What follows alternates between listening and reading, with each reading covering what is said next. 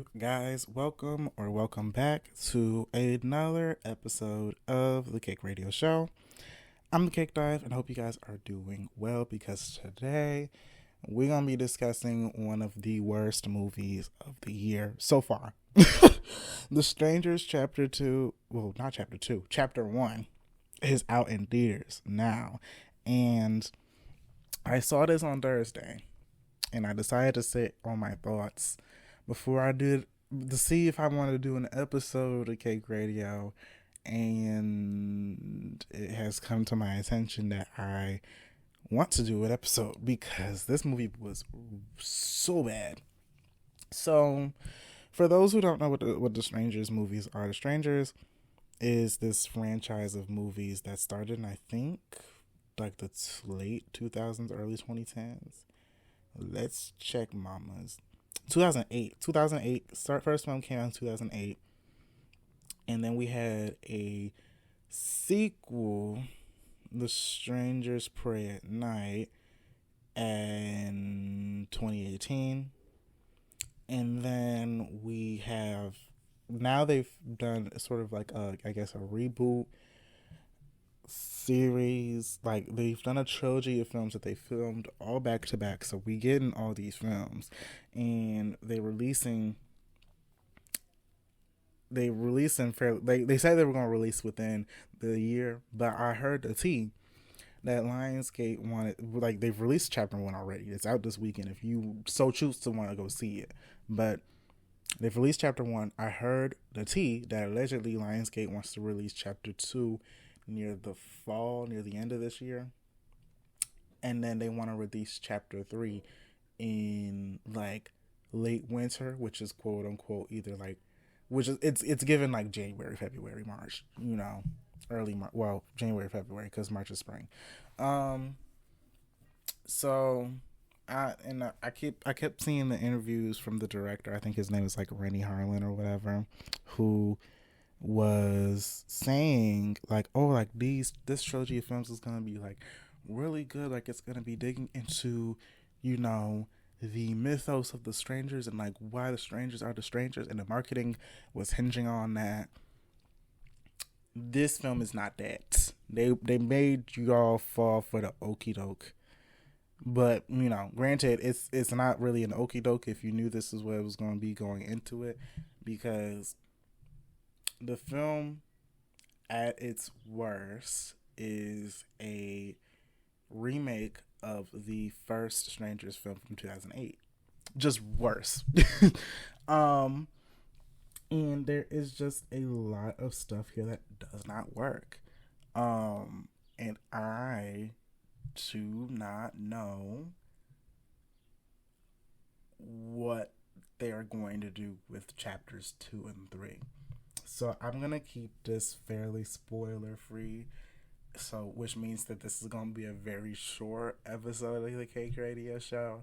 So before I even hop into it, be sure to subscribe on the YouTube channel at Cake Radio Show. Drop a like and a comment about what you thought about the film if you've seen it, and if you're thinking of seeing it. And if you're listening to this on your favorite podcast platform, be sure to follow and turn on those notifications for when future episodes drop. And, give the show a good rating. Share it with your friends, share it with your family, share it with your horror movie fanatic fan, because they probably going to be gagging by this review child. But let's just hop into this movie. So the movie follows this couple played by Madeline Petch and Roy Gutierrez, I think. And they are going out on their 5th year anniversary. Mind you, they're not married, they're just dating. And this is a point of contention within the movie as well, where, they end up in this small town, and eventually they have to, like they're doing a cross-country trip because they're moving. And they have to stop in this like small city because of the fact that their car stops working when they stop for food. So they end up going to like a secluded rental where they are then been terrorized by the strangers, and that is the movie. And the movie, as I touched on earlier, is just a remake of the first film, like from 2008. Like they randomized a lot of the different things and like aspects, both the aspects of characters and both like certain plot points that occur within the first film in different ways. Like there are there are like one liner moments that occur that different characters say in like this film that were probably said by like the strangers or by other individuals in the original 2008 film. And there are a lot of moments and like plot point things that occur in this film that have occurred in the 2008 film. Like the reason I brought up the fact that like, oh, like one of the plot points, one of the points of contention that causes tension between these characters, mind you, it's very minimal contention because, which I'll dig into later, is like the fact that they're dating and they've been dating for 5 years, but there's no engagement. Like they end up at this diner, and for some reason they start talking like everybody about the anniversary, and someone's like, oh, like how long have you been married? And then the woman played by Madeline Petch, who is from Riverdale, is like, oh, like we're not married, we've been dating for 5 years. And one of the like employees is like, y'all been dating for 5 years and he hasn't put a ring on your finger. What is y'all's problem? And they like, it literally is a point of contention until like a scene or two, like three, like a few scenes afterwards, in which they're like sitting down cuddling and they're like,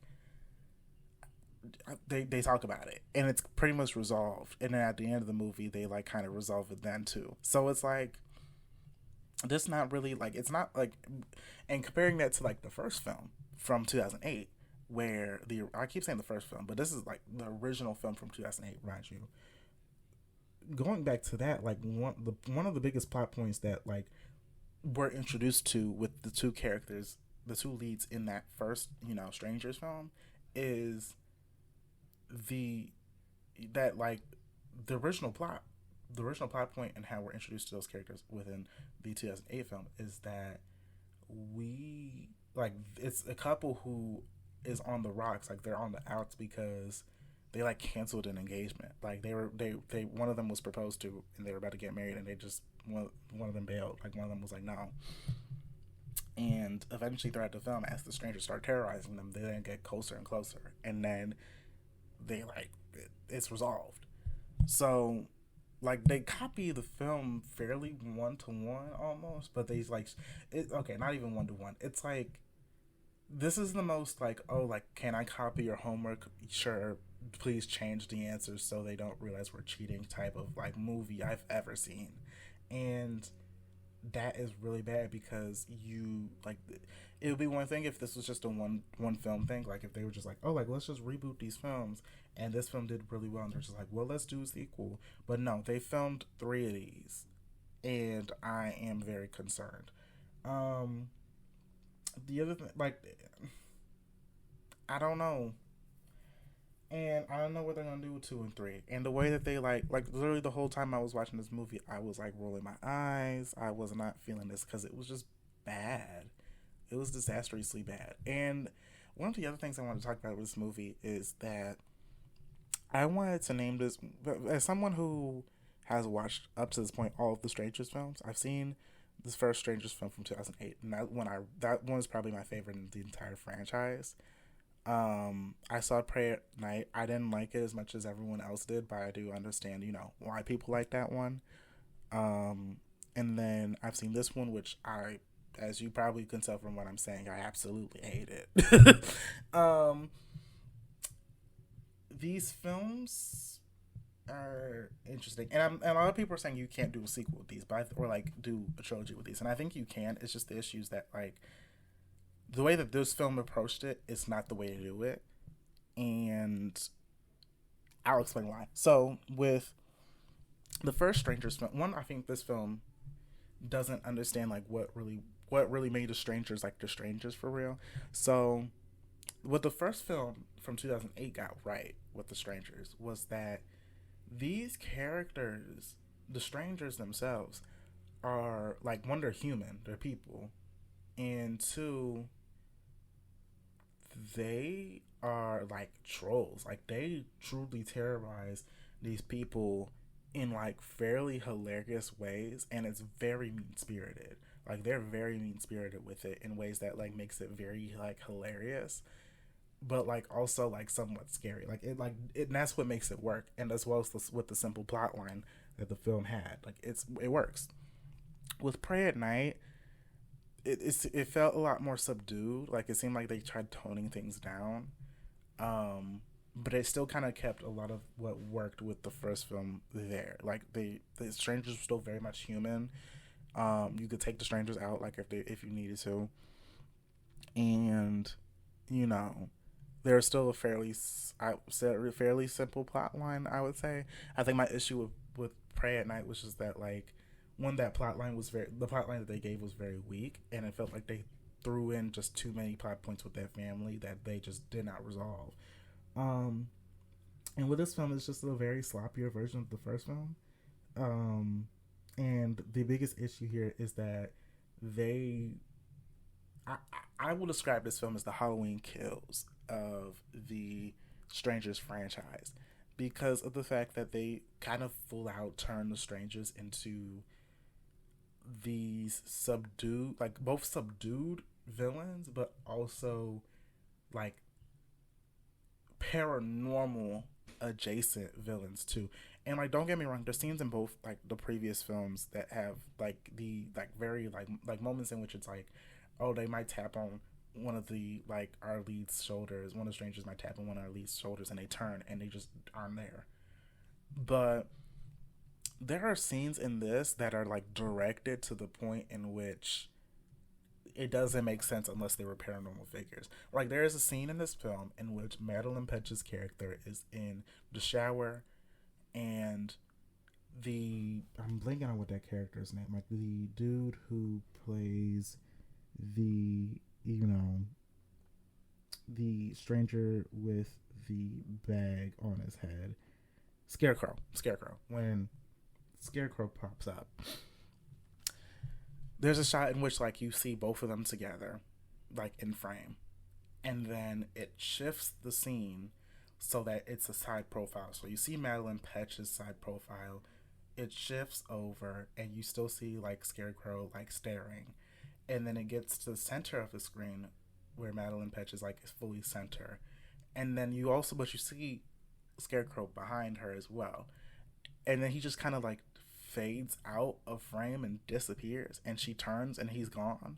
Like that is not how you should have directed that scene, because again it looks like as if like he is some sort of paranormal figure that you just can't stop. Like you just gonna get got by him regardless, and that's just not how these films should work. Like with at least with like the first film, even though like the first film ended with, and when I said the first film, 2008, when the 2008 film ended with the way that it ended, with everyone being apprehended, the strangers apprehending everyone, at least there was still like the possibility that like, oh, they could have taken out, that they had a fight, that our leads had a fighting chance.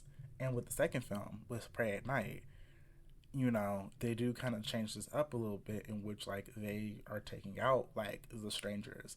Like you actually can, win at the end of things, quote unquote. But they did kind of try to hit at a sequel with that one. With this one, it just felt like, one, it felt like the strangers, you couldn't really fight them for real. And I think that was very obvious because they had 3 more of these that they wanted to make. And 2, it just seemed like you couldn't really do any, like you couldn't stop them. Like it felt very like safe because they knew that they had to make 2 more of these, and that is the problem. Like you should make, they did not justify why there should be 3, and that's the film's problem. And the way that this film ends is very stupid, dare I say. Like I'm trying to be, like, I wish I could be so nice about this movie, but this movie just does not. Like, this is one of the few movies that has come out this year that I question why it exists. Like, at least with other entries and other reboots and stuff like that. Like, yes, everyone talks about, like, oh, like, these films shouldn't exist. Like, why are we rebooting everything? Da, da, da, da. At least they have some sort of justification or make some sort of case as to, like, why they should exist. Remakes, reboots, whatever. This one does not. Like, purely does not. And at the end of the day, we have to question, the box office numbers look kind of cute. Like, the numbers look like this. It has it's like one of the worst reviewed horror movies out right now, out this year, but it might have one of the highest openings for a horror movie of this year so far, which is very shocking to me. But it's gonna be a true test if everyone's seen this first chapter, right? It's gonna be a true test to see, um, you know, if people who watch this and hate this first part are going to stay along and watch chapters 2 or chapter 3, and if these other two parts will release in theaters as Lionsgate intends. And that has been my review. If I had to give this movie a rating, I'm giving it a 1 out of 5. It's bad, sister. I'm not gonna recommend it, child, but that's it from me. This has been the Cake Dive, and this has been the Cake Radio Show. I hope you guys enjoyed it. Again, if you're watching this on YouTube, be sure to subscribe at Cake Radio Show. Drop a like, drop a comment about what you thought about the movie, and if you intend on watching or skipping the movie. And also what your thoughts on the other films in the franchise have been, compared to this one.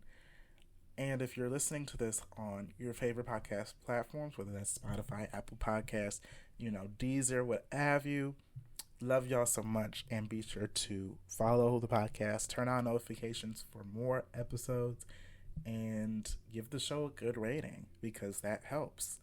And yeah, that's it from me. And I will talk to you guys later. Bye-bye.